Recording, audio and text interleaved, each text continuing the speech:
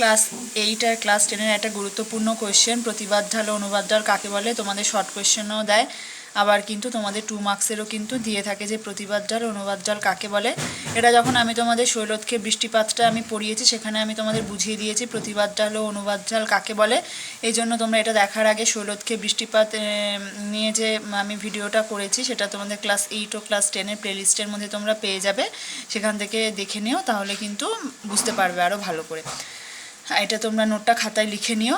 দেখো প্রথমে আছে কি, প্রতিবাদ ঢাল কাকে বলে। পাহাড় বা পর্বতে যে ঢালে বায়ুপ্রবাহ আঘাত করে সেই ঢালকে প্রতিবাদ ঢাল বা প্রতিবাদ পার্শ্ব বলে। এই প্রতিবাদ অংশে জলীয় বাষ্পপূর্ণ বায়ুপ্রবাহ বাধাপ্রাপ্ত হয়ে ঊর্ধ্বাকাশে উত্থিত হয় এবং প্রতিবাদ ঢালে বৃষ্টিপাত ঘটায়। এই বৃষ্টিপাতকে শৈলতক্ষেপ বৃষ্টিপাত বলে। তার মানে কি, জলীয় বাষ্পপূর্ণ বায়ু পর্বতে যে ঢালে প্রথম আঘাত করে বৃষ্টিপাত ঘটায় তাকেই কিন্তু প্রতিবাদ ঢাল বলে। অনুবাদ ঢাল কি, পাহাড় বা পর্বতে যে ঢালে বায়ুপ্রবাহ আঘাত করে তার বিপরীত ঢালকে অনুবাদ ঢাল বলে বা অনুপাত পার্শ্ব বলে। এটা অনুপাত হবে না, এটা অনুপাত হবে, এখানে একটু স্পেলিংটা ঠিক করে নিও। পার্শ্ব বলে। এই অনুবাদ অংশে শুষ্ক বায়ুপ্রবাহের কারণে বৃষ্টিপাত খুবই কম হয়ে থাকে।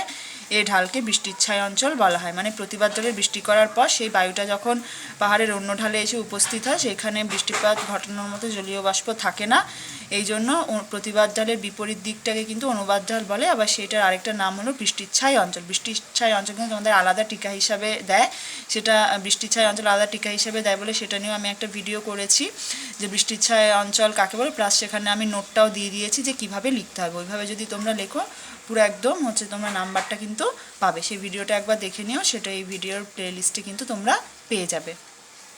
আচ্ছা, প্রতিবাদ ঢাল অনুবাদ ঢাল কাকে বলে তোমরা একটা স্ক্রিনশট দিয়ে লিখে নিও, আর আমি এটা চিত্রটা দিয়ে দিচ্ছি, চিত্রটাও কিন্তু এর সঙ্গে কিন্তু আঁকতে হবে।